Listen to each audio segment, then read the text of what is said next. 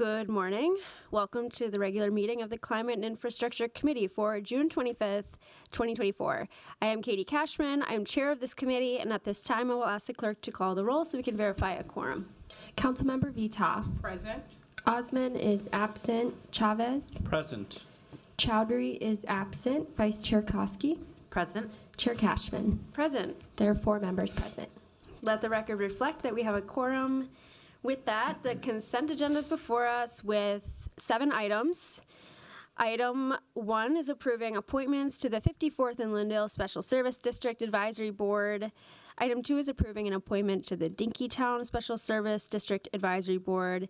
Item 3 is approving an appointment to the Lowry Hill Special Service District Advisory Board. Item 4 is approving an appointment to the Stadium Village Special Service District Advisory Board. Item 5 is receiving and filing 2023 annual reports and year-end budget procedures for the special service districts. Item 6 is authorizing a memorandum of understanding with Minneapolis Park and Recreation Board for solid waste and recycling services. And item 7 is authorizing a memorandum of agreement between the city and 15 partners for a climate pollution reduction grant from the Environmental Protection Agency. Are there any discussion items on the consent agenda that folks would like to pull for discussion? And I will welcome also Councilmember Chowdhury has joined the meeting. Councilmember Chavez? Thank you, Chair Cashman. If staff could just give a brief little summary on item number 7, just so the public knows a little bit about this exciting project.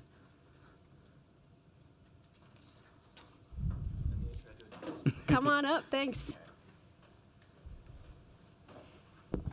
Good morning. Morning. I'm Bjorn Olson. I use he, him pronouns. I'm a sustainability program coordinator within the Sustainability, Healthy Homes, and Environment division within the health department. So yeah, I can just give kind of a brief summary of what this grant application is about, and then I'd be happy to answer any questions. So this is a grant application to the EPA, Environmental Protection Agency, for their climate pollution reduction grant. This is going to be a joint effort, 16 combination of cities and kind of community connectors that are chambers of commerce or other nonprofits.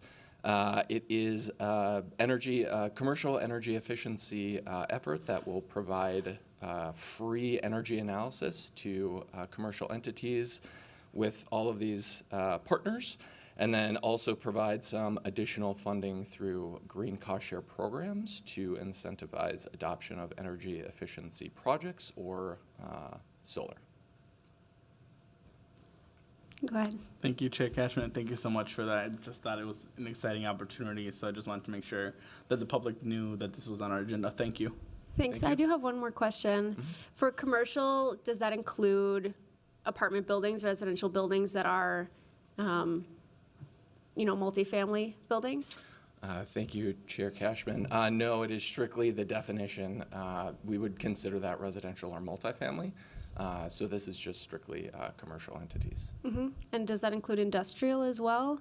Nope. That would also be under a separate category. But in broad terms, there's residential, kind of commercial, and then industrial as well. So this would be aside from that. Okay. So office buildings downtown would be commercial? Yes, they would, although I should note that this focus will probably be on smaller businesses. We do have our existing energy benchmarking program through the city, which is 50,000 square feet and over. Mm-hmm. So that would be a lot of those larger downtown office spaces, campuses, things like that.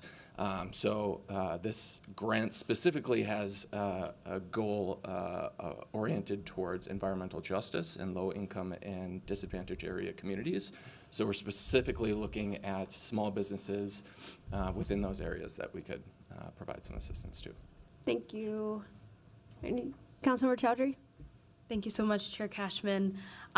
Just to follow up to what you mentioned about the types of small businesses that are eligible, will this be more direct outreach on the ground to those businesses to connect them to the Green Cost Share program, or is it more like application based potentially from the businesses within the green zones and the neighborhoods that you kind of listed. Sure. Thank you, Chair Cashman and Councilmember Chowdhury. So the funding will be, it's split 50-50. So it's a $9.9 million grant. Half of those funds are allocated towards small businesses in environmental justice LIDAC communities. So the kind of coalition is going to be 12 cities, but then there are also 4 kind of these community connectors, which include African Economic Development Solutions, Lake Street Council, the Midway Chamber of Commerce, and also Energy Smart, which is the energy efficiency program, which is run through the Minnesota Chamber. So it will be a combination of kind of that hand-holding, engagement, technical support, both for energy assessment and then also being able to apply for project funding for energy efficiency projects and solar as well. Thank you. Thank you, Mr. Olson. I would also like to ask Director Sexton if we could have a brief understanding of item number 6 on the memorandum of understanding with the Park Board for Solid Waste and Recycling Services. I see this is for 5 years, and it's a revenue-only memorandum of understanding. Can you help me understand what that is? Yeah, thanks, Chair Cashman. I'm going to invite up Kelly Kish with our Solid Waste and Recycling to share a little bit more of those details. Thanks, Kelly. Hello. Thank you, Chair Cashman, committee members. Again, Kelly Kish in the Division of Solid Waste Recycling of Public Works. So we have been providing garbage recycling and organics recycling collection services at the residential parks for the Minneapolis Park and Rec Board since 2014. They reached out to us after their existing hauler, who only provided dumpsters in the parking lots. And I don't know if you remember, but the park board used to have like the 55-gallon drums throughout the parks that then their staff would have to bring back to those dumpsters and empty. And so in communicating with them around the challenges and like the workman's comp issues that they were having from the labor that their staff had to do, it worked as a nice little tuck-in service for our office to be able to provide the same rolling carts that you see at residential homes for the residential parks. They fit nicely on our residential collection routes. And then it's easier for both the park staff and visitors to parks to move those containers where they need them for events, and then easily get them back out to the various collection points of the park for service. So it is a MOU and not a contract because it is all spelled out in city ordinance that gives us the authority to provide these services for the Park and Recreation Board. The MOU simply is defining how we are calculating their fees and then what the responsibilities and expectations are of both parties in terms of the park board staff getting those carts to the curbs, our crews collecting them and tracking the amount of materials we're picking up at each location at each park on the designated collection day. Thank you, Kelly. And do you know off the top of your head how many residential parks there are? Oh, there's just under 100, I believe. Okay. And I can follow up with an exact number. Yeah, and then I was also wondering if there is compost included in all of these pickup routes? Yep, so just like the residential service, there is a charge based on the number and quantity of, the different pickup locations and the number of garbage carts at each park. There is no extra charge for any amount of recycling or the organics recycling carts. So in 2019, I will have to verify the exact date, but we did deliver 2 organics recycling carts to each of the residential parks that has a recreation center. And the purpose for that was for the organics from inside the building to go out and be able to be collected.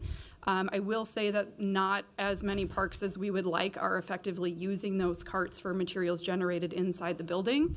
And it is something that we have been in recent conversation with park staff to do some additional training and reminders for their people working inside the buildings to be properly sorting and collecting that material so it can get out and get composted. Mm-hmm. Thank you. Yeah, I'd be interested to see which parks in Ward 7, for example, are residential parks, and then, could help with that kind of collaboration and education with the park board employees.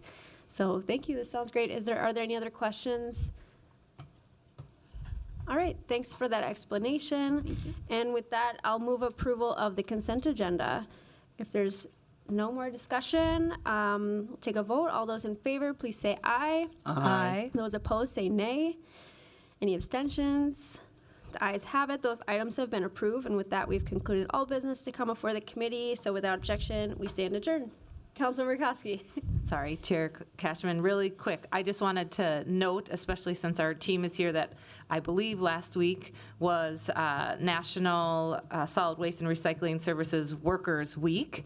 And I just wanted to note that I think we have the most incredible team, not only our administrative team, but those that are out there working every single day, every morning. And I just want a huge round of applause for our solid waste and recycling team for everything that they do.